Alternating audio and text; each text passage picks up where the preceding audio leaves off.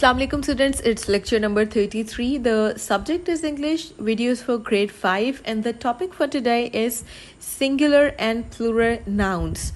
In the previous class, we talked about nouns, and in today's class, these are two types of nouns, singular and plural nouns. It's quite easy. It's a kind of revision because we have already done this concept in our summer pack, so we are doing it again because there's some pages related to this concept in your junior English book. So today we'll basically work on junior English. Fine, so let's move forward. Okay, singular and plural nouns. It's your page number 12. You can open your junior English revised in front of you. Open page number 12 of the book. So in the upper corner, the very start of this page, it's written plurals. So we'll discuss plurals in detail, and I'll just tell you the definition of singular because there's no more detail of singular. It's more about plurals. So what actually a singular noun is? Singular noun is a name, is a noun which refers to a single person or thing. Fine. So a noun which refers to a single person or thing is singular. For example, boy, book, loaf, women, tooth. So all these nouns are single. So that's why we call them singular noun. But a noun which refers to more than one person or thing is plural in number. Fine. So if they're more than one person or thing, then it means it's not singular, it's plural. It's quite easy. So singular is, I hope, clear to you. So there are some rules for plural. So we will discuss plural nouns in detail. So let's move forward towards plurals. Okay, so this is page number 12 and 13. By mistake, I've written 14 over here. It's page 12 and 13 of your junior English. Just open in front of you. So it's written singular means one, plural means more than one. Fine, quite simple. You will notice from the examples given that plurals are formed in various ways. Okay, so there are many ways to form a plural noun. Obviously, we make some changes to the singular noun to form a plural noun. So how we form a plural noun, there are some rules.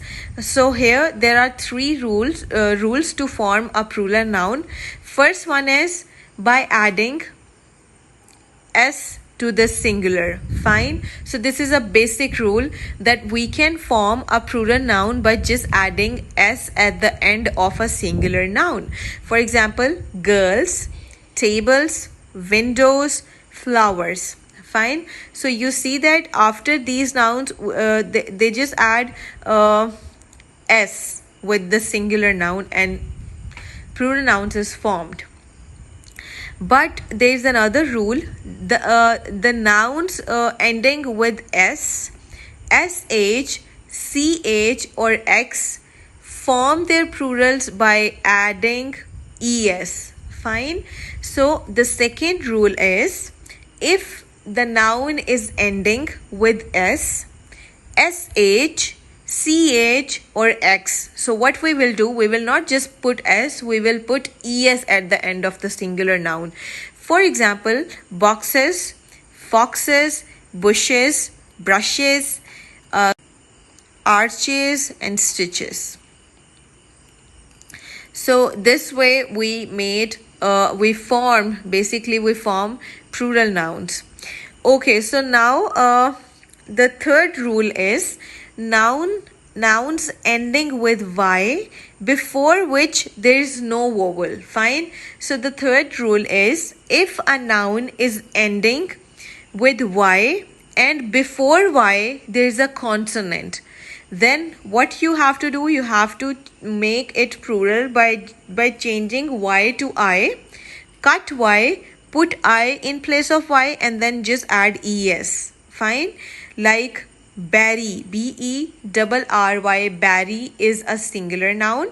So we will cut y, because before y there is R. I'm talking about this thing. If we see the singular form of this noun, B-E-R-R-Y. So there is R before Y and R is a consonant. So we will cut Y and put I in place of it and then ES. Berries. Fine. Like city, C-I-T-Y. T is a consonant. So we cut Y and put I-E-S. Same the case with the rest of the nouns. So it's written collieries, colonies, companies, diaries, factories, injuries. So there are many nouns that end with Y and before Y there's a consonant. So we will just cut Y and then just put E-I-E-S in place of it. But there's another rule which is not written over here. If a noun ends with Y and before Y there is a vowel, so what you will do, you will just add S after it. No more changings. Fine. Like the first one rule, by just adding S to the singular. We just have to make changings if the noun is ending with S, CH or X, and if the noun is ending with Y and before Y there's a consonant. And the rest of the nouns will just form, we can just form their plurals by just adding S. So if a noun is ending with Y and before Y there is a vowel, like if I give you an example, let me think of a word. Journey, Journey, journey. So before Y there is E and E is a vowel, so we will just put S after Y, journeys. Fine. So we will not say Journies, it's wrong. So if there is a vowel followed by Y, then we'll just put S at the end. So these are some rules of forming plural nouns. I hope it's clear to you. I've explained this thing previously in the summer pack as well. So I have explained this to you again today. So now I hope it's more clear. Now let's solve the exercises. You have to solve by yourself. I'll just guide you how to do it. The first exercise is write the plural nouns shown by the pictures below. So the first picture is of a cherry. So you have to make it plural. Just write the plural form, plural nouns of all these, plural forms of all these nouns. See the second picture, then third, what is this? In the fourth picture, fifth, sixth, it all easy. You can, I hope you can recognize these things. And then just write their plural forms. Quite easy. Moving forward to the next page, it's exercise 6. Insert in each sentence the plural form of a noun which ends with Y. Fine. So what you have to do, you have to fill the blanks in each sentence with the plural form of a noun which ends with Y.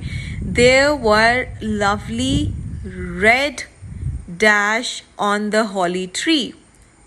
Fine. So you have to write the noun over here that ends with Y, and then just change them into plural form and then just write. If I do the first one for you, it's written there were lovely red dash on the holly trees. So lovely cherries. So cherry ends with Y, and then I have to I just formed it its plural form, like CHERRRIES, cherries, and then just write over here cherries. Fine. You have to write plural form and just see that the noun must be ending with Y. So this way you have to complete these sentences. We saw wild dash galloping on the open moor. So wild dash Galloping on the open moor. Okay, galloping means running or racing, and moor is basically a wide open place, like a grassy land which is uncivilized and open ground type area. So what is that thing? We saw wild dash galloping on the open moors. So it's I just want to give you a hint of this. Okay, so it's an animal which looks like horse. Fine. So and it ends with Y. So what's that animal? It looks like horse. So just fill it. That's a hint for you, and I hope it's easy for you to do now. The third one is dash lay their eggs on the underside of cabbage leaves, and these hatch out into caterpillars.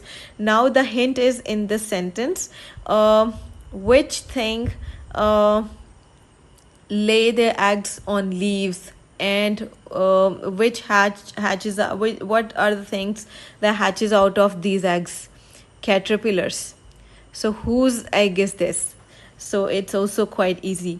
Fourth one is the committee consisted of 4 dash and 5 gentlemen. 5 gentlemen and 4 what? It's an opposite of gentleman. It ends with Y, and then you have to form its plural form by just cutting Y and putting IES for all these sentences. The cyclist received serious dash when his cycle collided with a car. Collide means hit. Fine. So when someone hits with a car, what we get when we hit something? What we say that thing? It ends with Y. Quite easy. Many people write in the dash of what they do each day. So some people have habit of writing, dash. What's that thing? Thousands of dash are used to carry goods by road. So what's this? It's an animal again. Thousands of dash are used to carry goods by. Treasure Island is one of the most thrilling dash ever written. So what is that? What is that thing that we write and it's thrilling and excited, and it's written? Treasure Island is one of the most. It's the title of that thing. Treasure Island. So what's that thing? It ends with Y. London, Birmingham, and Leeds are large dash in England. England is a country, and London, Birmingham, and Leeds, what are these? So it ends with Y, and then just write its plural form. Robin's favorite dash are woodwork and stamp collecting. So what is this? Stamp collecting and woodwork is what that we do. It's things that we do in our spare time. What are those things called?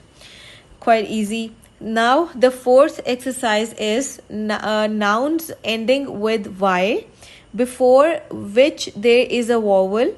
Form their plurals by just adding S only, as in rule 1. I've explained this to you.